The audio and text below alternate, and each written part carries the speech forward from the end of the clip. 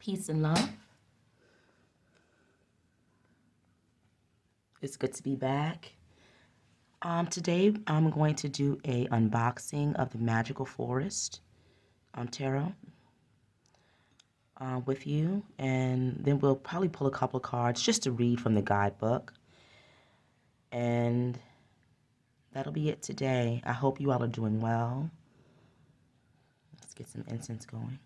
Thank you to all the new subscribers. It means a lot to me. My name is Jewel, by the way, and I am the Compassionate Oracle. I do unboxings, but I mostly do readings on this channel, okay? I try to only invest in decks that I know I will work with, that more of a working collection than a collector of decks. So I try to streamline and only keep things that I know that I would love. I even watch reviews myself before I even purchase something now, just to be on the safe side, okay? So this is the Mystical Forest Tarot cards by Cecilia Latari and illustrations by West Gama.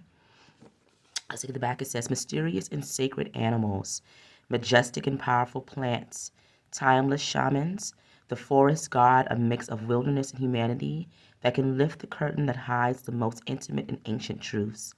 This mystical and primordial deck will help you rediscover our sublime nature, where it all started, and that intersection of strength, beauty, and vitality that is the forest. So if you've been here for a bit, you know that I love decks that feature people of color, okay? Also, decks that feature animals. I love animal decks more so than decks with a lot of people in them. And I'm starting to come around to decks with people in the as well, if they're done tastefully. So as we can see, this is a box within a box. Let's see, Andrew McNeil's Publishing. So, and this is nice. This is extremely sturdy. I don't know if I'm going to keep this particular portion, but it's nice that they have it. A little extra packaging, extra protection. Make sure you have it in the middle.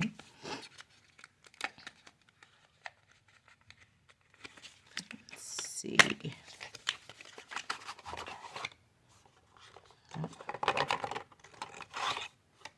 All right. So I do have a, do I even have it on? I don't have the light on, which is good. I normally have a ring light above, but let me see if you guys can see it. Oh, it's not too bad without the ring light on it. Okay. There we go. Because the cardstock is extremely glossy, so which means it reflects the ring light. See, in this standard tarot, so just a little bit taller. All right, let's see. All right, so we have the Fool,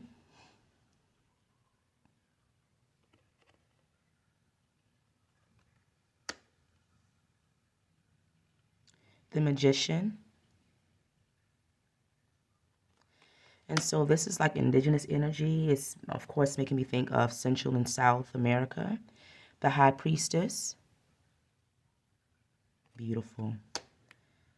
The Empress,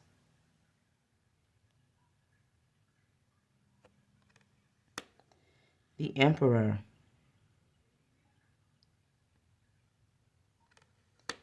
the Hierophant, the Lovers,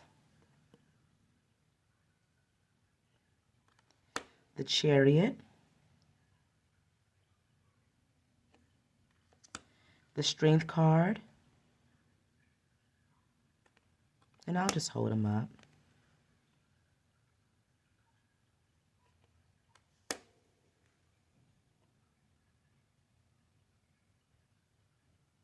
I love the colors. Highly saturated, beautiful, vibrant imagery. Gorgeous illustrations.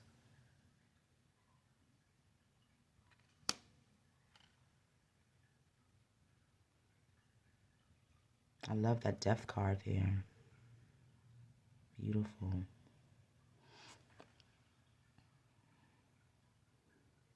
You have the owl there at the top with a rodent. All right, Temperance.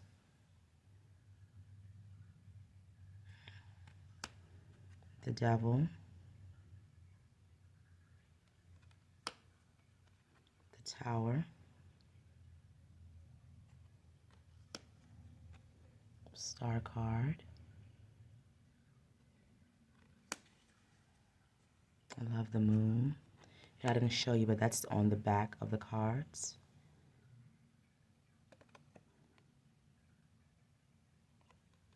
The only complaint that I did see about this deck was that the guidebook was not thorough when it came to the animals and the plants. So no interpretations, but we'll see. We'll get a chance to see. I like the mix of traditional but yet modern as well. Got the jean jacket on. That's beautiful there with the birds.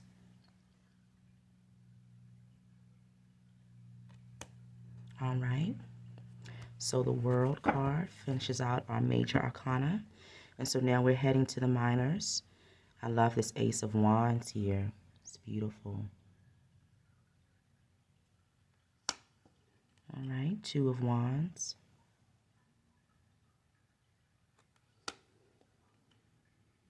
Three.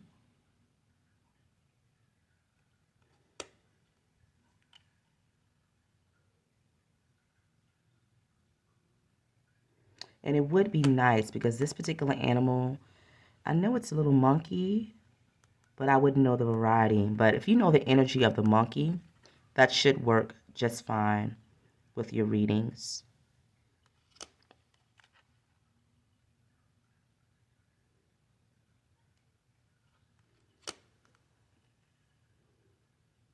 These are well done.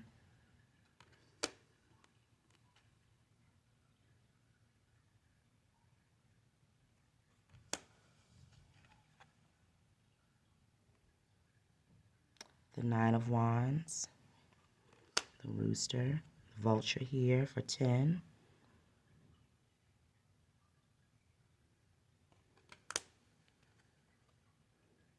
Page.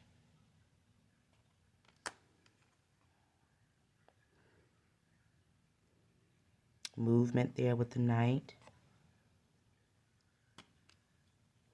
Gorgeous Queen here.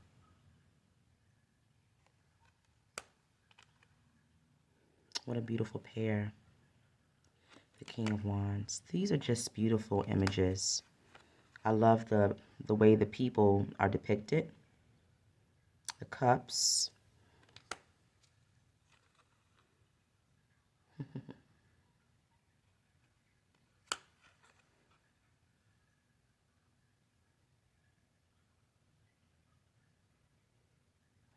Three. The armadillo for the 4.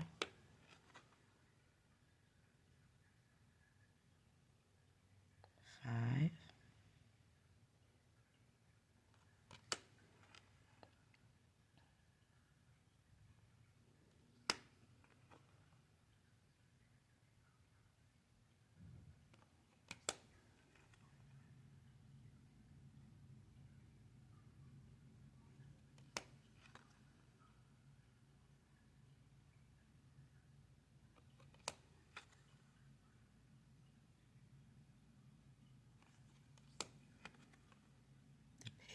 Page. Sip my tea.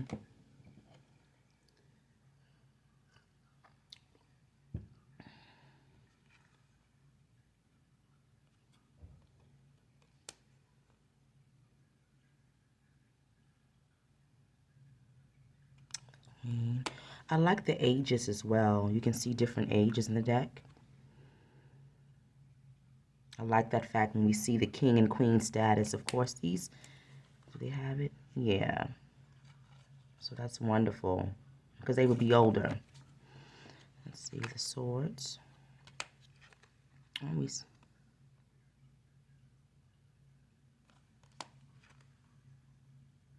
The 5. Toucan. I'm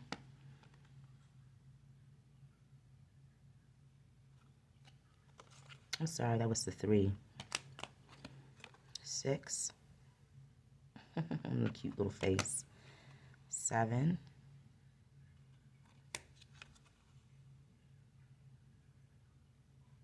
Is it a capybara? Sloth. That's interesting for 9 of Swords. The sloth to me would be good for the 4. 10. The hummingbird. Interesting. All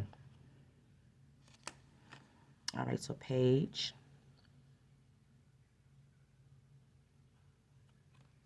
I like the natural hair texture on that. The knight. Queen.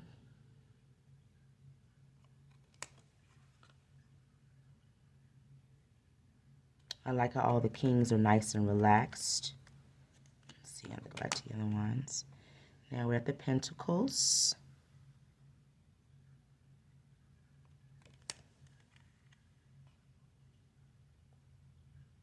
Maybe a road runner? I don't know. 3.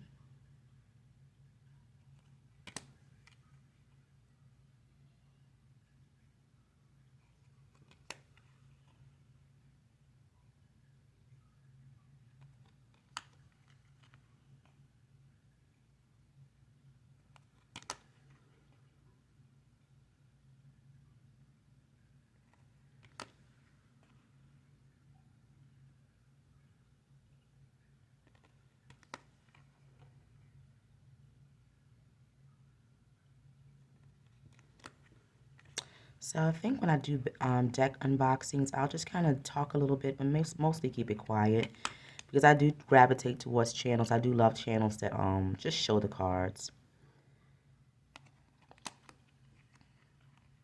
And then we'll read a little bit from the guidebook.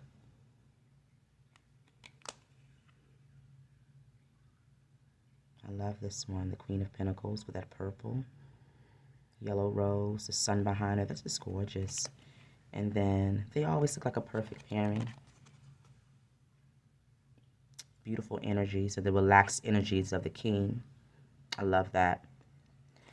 All right, so let's see. So like I said, glossy cardstock. Nice and a little thicker. Nothing, not flimsy. They're not flimsy at all. They're not then they're papery and glossy. Maybe with effort I can tear it, but they do have like a sturdiness to them. Would they be better if they were matte? Yes. In my opinion, they would be a little bit better. Let me make sure. This is my Intuitive Night Goddess Tarot.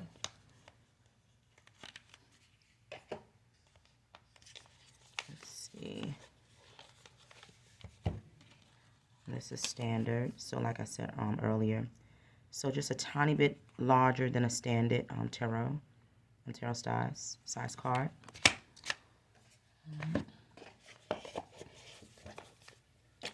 Like I said, they're nice and sturdy. Let's see. I can see with these, I overhand shuffle, and I would probably continue to do so. I don't see them holding up too well to riffle shuffling. Over time, they're really tight. They're really, over time, I can see them kind of, as you can see right there, kind of bowing. So that's something to kind of think of with these.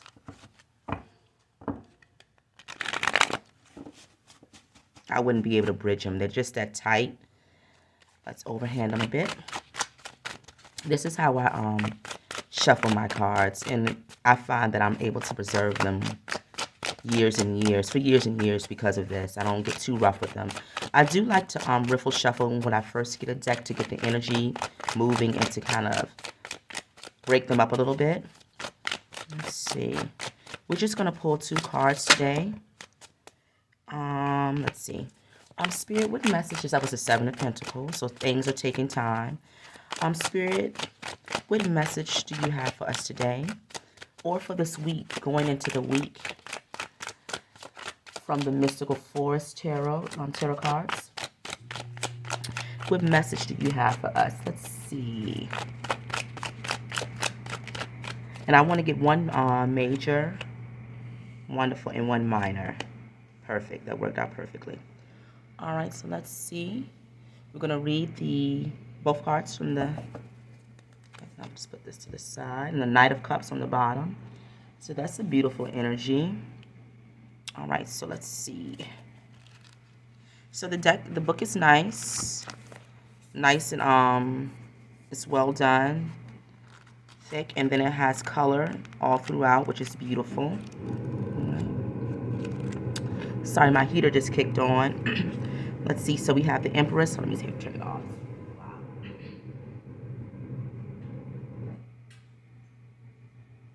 It is the season for the heater in my world. So, all right. So let's look at the three. Let's look at the Empress. All right. In the heart of the forest, you will meet the Empress. She sits there at the beating green heart of Mother Earth. She is sensual, looking straight into your eyes, protected by lilac flowers and two parrots, winged magical creatures. She is a pure creation, and she would transform everything she touches.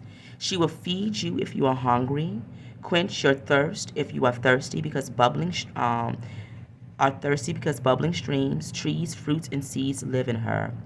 She is the essence of fertility, the power of the feminine, the world of the senses. She whispers in your ear a magic formula. Everything you nourish will grow. Pay attention. What do you want to heal right now? She could be the soul of the forest, its living and magical part of the natural world and sensory world.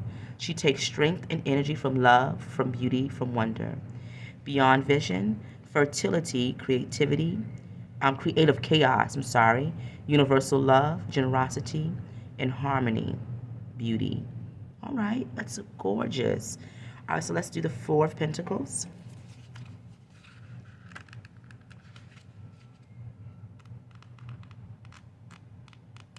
All right. And so for the majors, you get your full colored picture and then a full write-up on the side. And then with the minors, you get a smaller picture, but you still get a full page. So the Four of Pentacles. This card can be read in two different ways, but both point to the concept of self. One relates to material possessions, the other to the ability to set boundaries and protect what you possess. Let's think about someone who holds his pentacles right tightly to him, as if he does not want to lose them. While this can be read as excessive closure and attachment to one's material possessions, the card poses a question. What if it is good? What if it is good for us? What if it is necessary at this time to protect one's boundaries and hold on to what one has, what one is? I think the second reading is more fitting. Reflect on your boundaries and take care of what you have without scattering it to the Four of Wands. So the key words, healthy selfishness, personal boundaries, and self-care. So that's kind of how I look at the Four of Pentacles. It's not a negative energy to me. It's same as the Four of Cups. I always envision it as somebody planting a seed, and that idea of the seed sitting there in the earth and it's taking time to sprout, okay? And so that's the idea of the creation, whatever you're putting out into the world here with the Empress energy needs to be protected. This has kind of been a theme with some of our other readings on this channel. And so you're using that Four of Pentacles energy to place it into the earth, which is the creation, all right? To bring it into being, to birth it, all right? Because the Empress deals with fertility. And to be patient as you're waiting for things to sprout. It will take time with the Four of Pentacles. As you're waiting, you're protecting yourself. You're protecting your boundaries, okay? You're protecting your creation from outside view, outside eyes, or those who will want to corrupt it or discourage you from it too. And then we have the Knight of Cups. You might as well take a quick peek. And then what do you see from the cards too? You know? What do you intuit from the cards? So let's look at the Knight. The Knight of Wands is pure action. Nope, sorry. Cups. But I went there for a reason. So some things are about to speed up for us. So let's see.